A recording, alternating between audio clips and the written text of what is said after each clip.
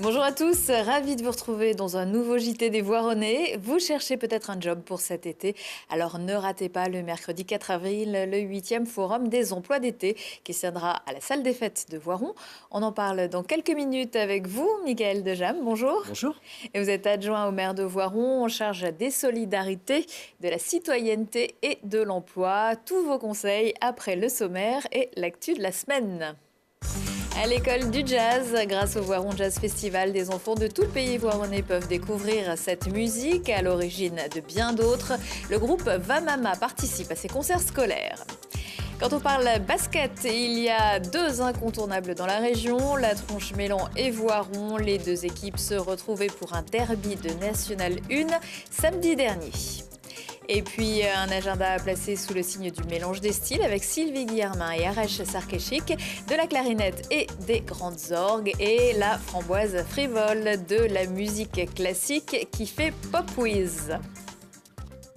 Le Voiron Jazz Festival se prolonge jusqu'au 7 avril. C'est aussi la date où les écoliers voironnais seront en vacances de printemps.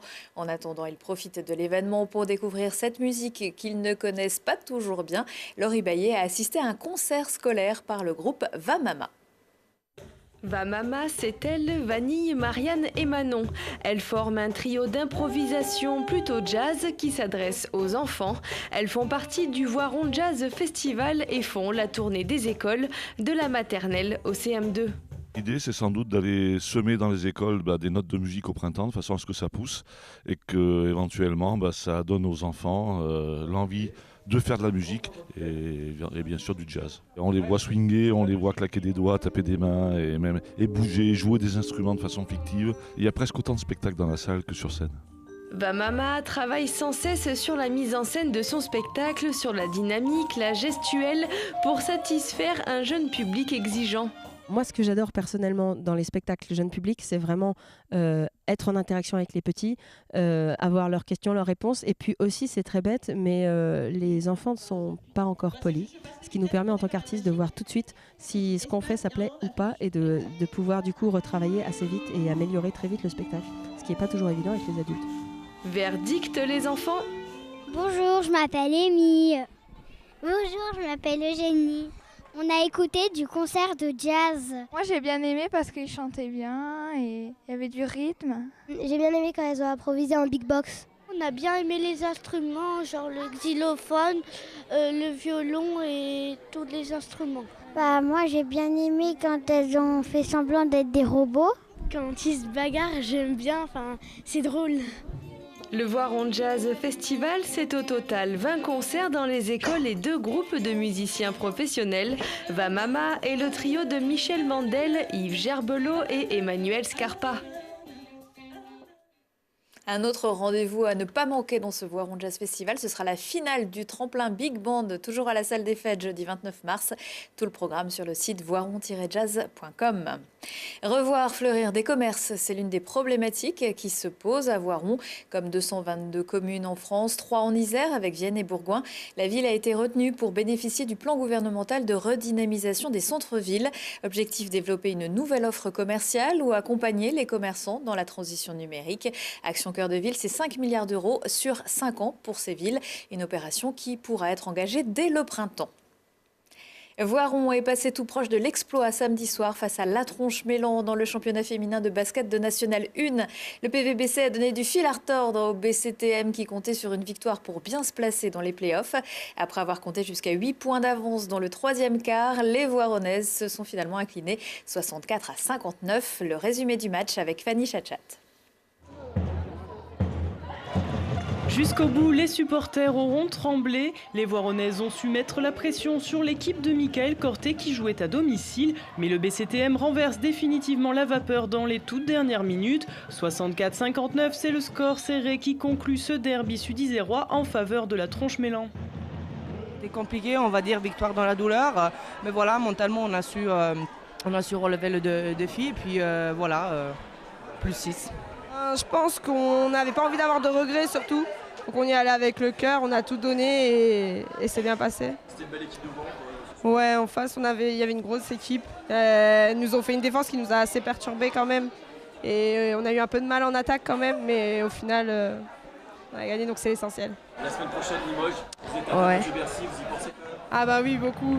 Enfin, ça serait quelque chose d'assez grand de pouvoir aller à Bercy, tout le monde en rêve. Donc je pense qu'on va tout donner, quoi. Bah, ce qui a manqué, il a manqué 18 secondes au départ. Non, ce qui a manqué surtout, c'est on s'est fait manger au rebond offensif. Voilà, après je pense qu'on avait très bien préparé le match, on les a emmenés là où on voulait les emmener. On a maîtrisé le match pratiquement 39 minutes. Voilà, après bon, c'est vrai que les 2 dernières minutes sont un peu moins bonnes, mais après c'est vraiment frustrant, mais je pense qu'on sort grandi de ce derby. Voilà, par rapport à ce qu'on a montré, je pense qu'elles peuvent être fières du match qu'elles ont fait, les filles.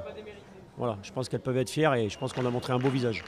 Au terme de cette rencontre, le basket club La Tronche-Mélan garde la tête du classement de nationale féminine 1, tandis que le Pays Voironnais se place en 8e position.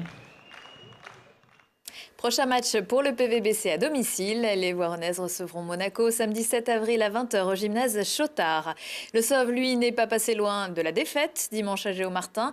Voiron 2e du classement de fédéral de rugby recevait le 6e Mézieux. Les Voironnais s'imposent à la dernière minute sur le score de 27 à 24. Après la trêve de Pâques, le Sauve recevra les voisins de Vinay le 8 avril.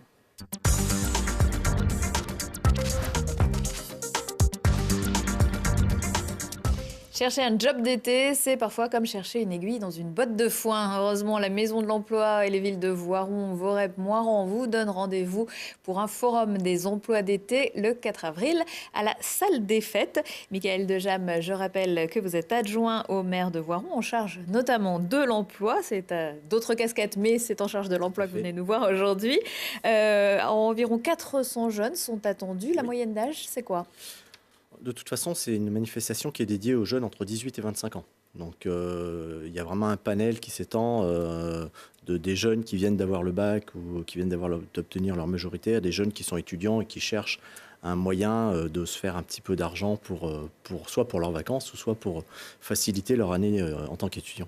Combien d'entreprises sont attendues et combien d'offres proposent-elles ? Alors, à ce jour, on a 24 entreprises qui ont répondu présentes. Alors, quand je dis entreprises ou organismes, parce que c'est un petit peu plus large, qui seront présents à cette manifestation pour un total de presque 800 offres d'emploi qui ont été récoltées à ce jour. Est-ce que vous pouvez nous citer quelques-unes de ces entreprises, puisqu'il y a des grands noms du Pays Voironnais qui sont attendus ? Tout à fait. Alors, il y a des classiques, je dirais, la ville de Voiron, la ville de Moirans, enfin Vorep, le Pays Voironnais, mais il y a aussi des entreprises telles que Radial, mais aussi PhotoWeb, qui nous fait le plaisir d'être présent. Il y a des entreprises de plus petite taille, on va voir Scooter Pizza, on va avoir aussi quelques agences d'intérim, ce qui fait qu'on a un panel, je dirais, d'offres qui est très varié, de tailles d'entreprises qui sont très variées. Ce sont forcément des emplois pas ou peu qualifiés ? On parle bien d'emploi d'été, donc forcément, les entreprises n'ont pas forcément le temps d'investir ou de former pour une durée un peu plus longue, mais ça reste quand même des emplois qui sont intéressants, puisqu'il y a des emplois qui peuvent être des emplois très formateurs, pour gérer par exemple des missions d'accueil, des missions de magasinage, pour surveiller des baignades par exemple, enfin, c'est très varié, et pour un premier emploi ou pour un emploi d'été, c'est toujours très formateur et valorisant. Ce sont des emplois qui peuvent aller de la semaine au mois Ça va dépendre des besoins de l'entreprise, bien évidemment. C'est d'où l'intérêt de cette manifestation, puisque ça permet aux jeunes à la fois de s'informer de ce qui est possible, de consulter les offres et donc leur durée, et puis surtout de rencontrer les employeurs. Ça, c'est le gros point fort de ce rendez-vous. C'est vraiment un premier contact. On apprend à se présenter aussi. Oui. Alors c'est très important. Alors comme vous le disiez tout à l'heure déjà, parce que en tout cas moi quand j'étais jeune ça n'existait pas. Donc pour trouver un job d'été c'était un petit peu compliqué quand même. Donc là on a un peu inversé la tendance, c'est-à-dire que les employeurs sont là, les jeunes viennent les rencontrer. Et c'est l'occasion justement d'apprendre à se présenter, d'apprendre aussi à formaliser un CV, à faire quelque chose qui soit clair, qui soit lisible, qui ne contiennent pas de faute d'orthographe surtout. Enfin, faut bien penser que c'est le document qu'on laisse, c'est le souvenir qu'on va laisser à l'employeur. Et puis c'est aussi l'occasion d'apprendre à se présenter, un premier contact. Et c'est à la fois formateur dans la démarche et aussi dans l'expérience qui pourra être acquise lors de ce job. Alors, la Maison de l'Emploi sera présente, notamment pour aider justement à rédiger correctement un CV. Mais quand on n'a pas d'expérience, qu'est-ce qu'on met dans son CV ? toutes les expériences sont valorisantes. Enfin, je veux dire, on dit qu'on n'a pas d'expérience, mais peut-être qu'on a fait un petit peu de garde d'enfants, peut-être qu'on a été bénévole dans une association, peut-être qu'on a pu aider un parent d'une manière ou d'une autre. Et finalement, de toutes les choses qu'on peut faire, on peut retirer des expériences. Et c'est ça il faut savoir réfléchir, se repositionner par rapport à ce qu'on a pu faire et essayer de le valoriser. L'idée de ce rendez-vous, c'est aussi peut-être d'informer les postulants sur leurs droits, ce que les employeurs, alors pas ceux qui sont là, parce qu'ils sont assez carrés, normalement, vous les avez sélectionnés, ont le droit de faire ou pas? Oui, il y a aussi des informations de ce type qui sont importantes pour les jeunes. Ceci étant dit, ce sont des informations qu'ils peuvent aussi trouver toute l'année auprès des structures telles que la Maison de l'Emploi ou autres. Mais c'est important pour eux qu'ils aient cette information, de savoir quels sont leurs droits, quelles sont les limites, jusqu'où un employeur peut aller, jusqu'où eux aussi peuvent aller. Merci beaucoup Mickaël Dejam. Et pour avoir encore plus d'informations, je vous rappelle le Forum des emplois d'été à Voiron. Ce sera le 4 avril de 10h à 17h à la salle des fêtes. Merci. Merci à vous.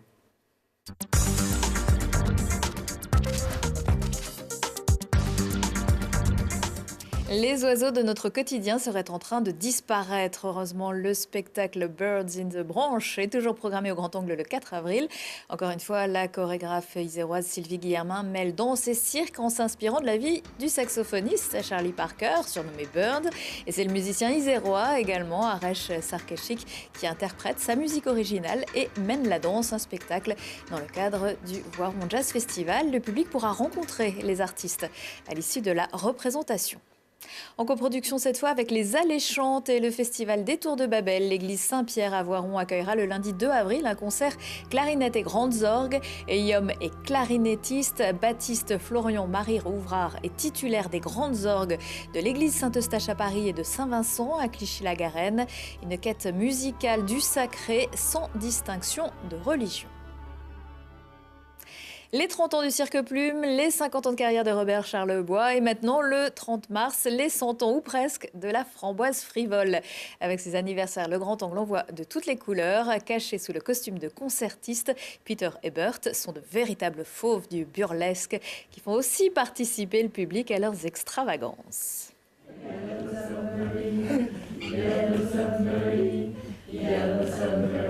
Ridicule. Tell me more, tell me more, tell me what do you want? Tell me more, tell me more, tell me what do you want?